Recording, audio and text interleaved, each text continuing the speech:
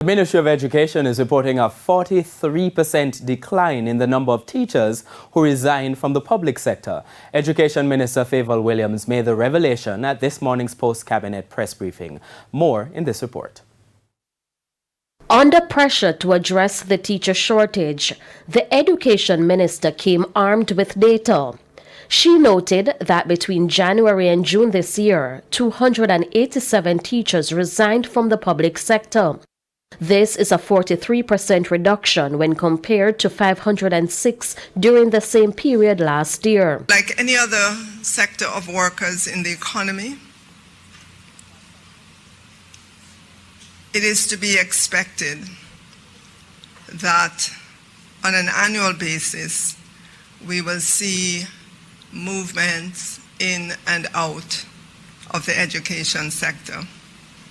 If you look across the financial sector, the medical field, in IT, in any sector in Jamaica, there is a percent of persons who make personal decisions. She reiterated that not all teachers who have resigned are migrating. She explained some have taken their annual 4 months or 6 months vacation, as well as retirement. This represents about 7% of the cadre of teachers, and the cadre of teachers total about 25,000 teachers across the education system.